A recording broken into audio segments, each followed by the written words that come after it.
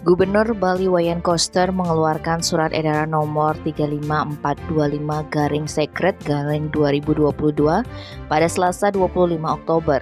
SE tersebut tentang pemberlakuan pembatasan kegiatan masyarakat dalam rangka penyelenggaraan presidensi G20.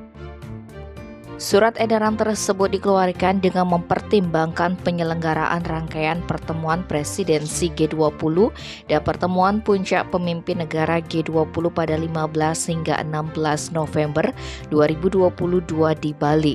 Pertemuan ini disebut menjadi momentum penting dan bersejarah yang akan menentukan kemajuan peradaban dunia era baru dengan tatanan kehidupan baru pasca pandemi COVID-19.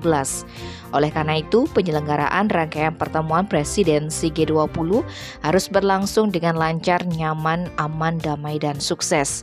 Sekretaris Daerah Provinsi Bali Dewa Made Indra membenarkan keberadaan SE tersebut.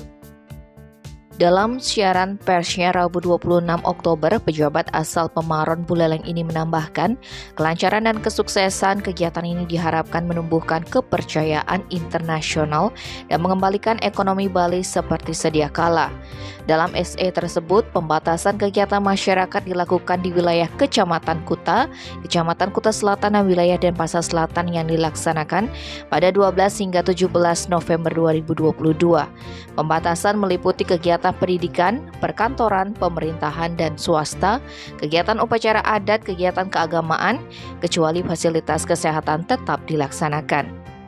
Bagi sekolah dan perguruan tinggi yang berada di wilayah tersebut, maka kegiatan pembelajaran pada 12 hingga 17 November 2022 dilaksanakan secara daring, sedangkan kegiatan perkantoran dilaksanakan dari rumah.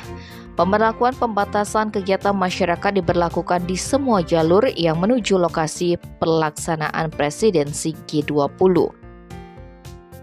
Tim Bali Express melaporkan.